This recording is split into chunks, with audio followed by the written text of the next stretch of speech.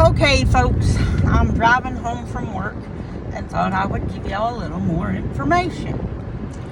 So, after went back to work, I went to work on May 2nd, 2022, and the Friday before that, my ex moved out, and we'll leave it at that.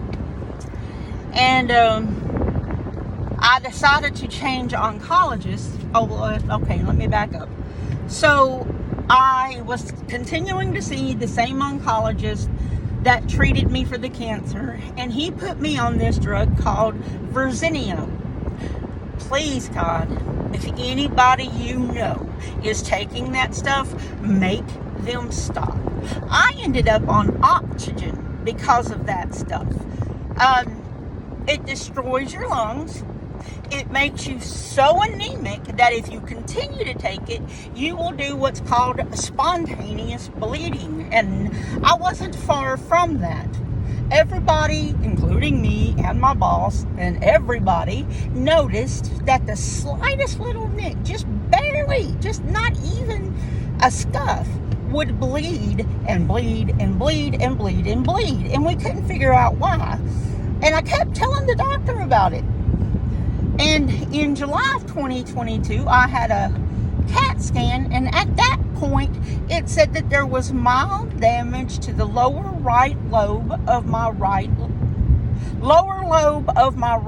lung. I asked all three doctors. I asked my surgeon, my family doctor, and my oncologist about it. It's nothing to worry about. No big deal. Nothing. Just don't worry about it. Okay, so I didn't worry about it. In December, I had another one done, and both of my lungs were destroyed. I had to go to a respiratory therapist. What are those called? A lung doctor. See, my memory issues are from what's called chemo brain. I'm hoping it'll continue to get better. I'm afraid after all this time it won't, but it's a lot better than it used to be. But anyway, so from October through May of this year, I was supposed to wear oxygen. And hard-headed me didn't want to be on oxygen. Didn't want to be like that. I could do anything I wanted to do. I just had to wear oxygen. But the problem is I wouldn't wear it. And I think I immediately came off the medication, and I think because I wouldn't wear the wear the oxygen, and because I worked really hard, like I would go up and down hills on purpose. I would do whatever I could to build my lungs up. I was actually able to come off the oxygen after about 6 months. And after I came off the Verzenio, it took about 8 or 9 months for me to get well enough to where I could even cut my own grass. And this year I was able to cut my grass. I bought me a lawnmower, and let me tell you, I was tickled pink. I was out there cutting away. Then it got hot. But anyway, that was after the third time, I think. Yeah. So I changed doctors after that because my doctor's only response was, well, sometimes that happens. We can't control who it happens to. No, I'm sorry. I hate this happened to you. Nothing. There was no remorse. I mean, I didn't expect him to say it's my fault, because it's not his fault. But he should have told me it was a possibility, and he also should have showed some sign of, I'm sorry this happened to you, or something. There was absolutely nothing. So I changed doctors to one that's like 5 minutes from where I work. The other doctor was an hour away. So anyway, my first time seeing this doctor, we went through the whole visit. We went through the whole process. He told me I don't need a surgeon because the other doctor had me seeing the surgeon, and both both the surgeon and the old oncologist wanted to see me every single month. And, you can't get past cancer if you live it every single day. You can't.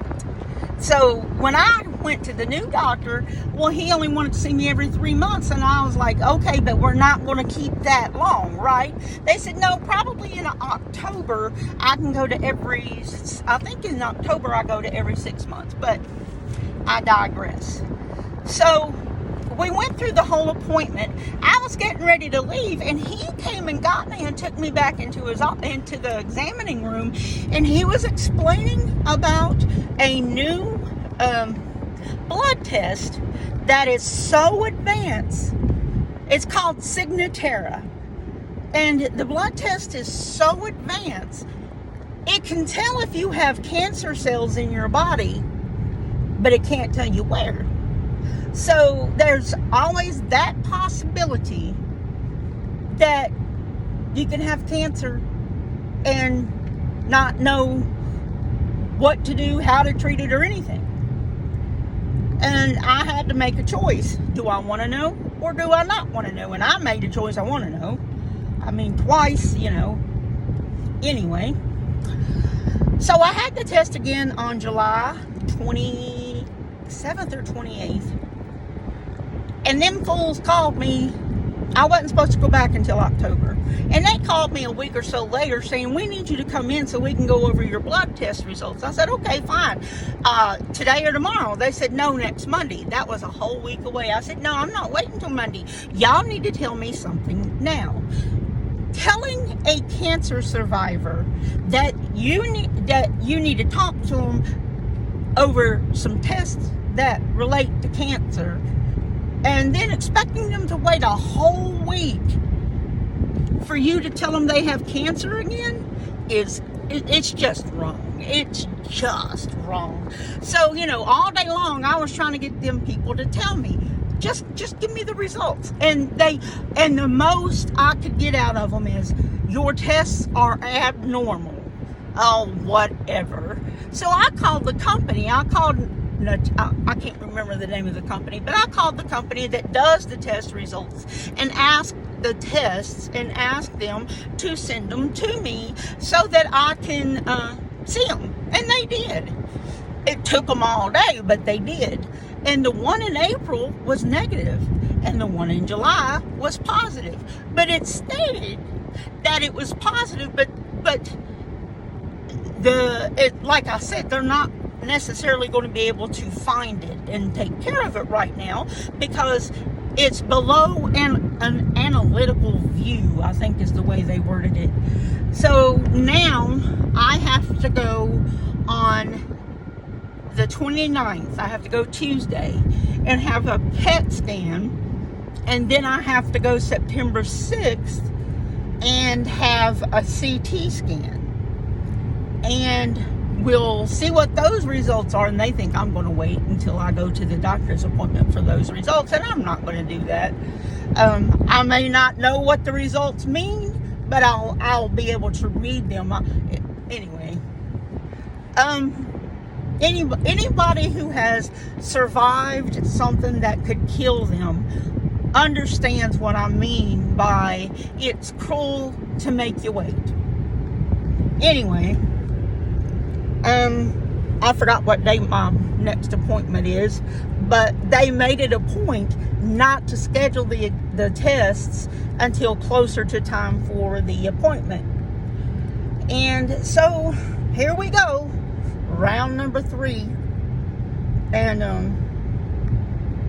I'm not emotionally, I go through different phases. When I'm busy, when I'm working, when I'm doing something, I don't think about it, so I'm not upset or anything. But when I have time to sit around and think, I get so mad. I get mad, then I get sad, and then I'm okay again. So for all this week, I've been okay. Over the weekend, I was not. I was mostly mad.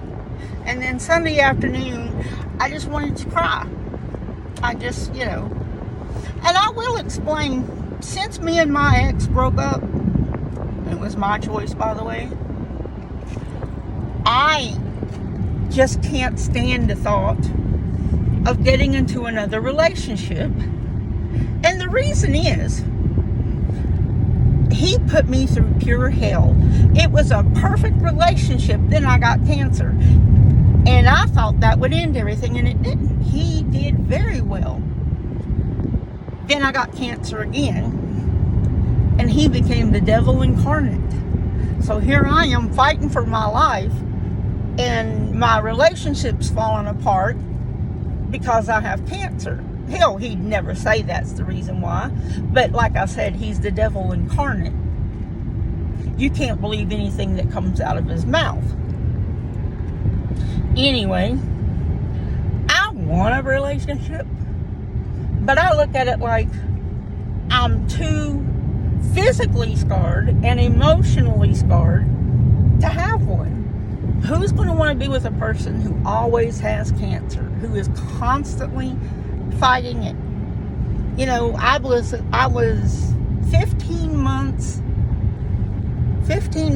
or 16 months cancer free, and now it's back. The last time it was probably about the same amount of time, and it was back. So is this what's going to happen for the rest of my life? And is it fair to expect somebody to want to be with somebody who is always fighting cancer? Those are the things I deal with.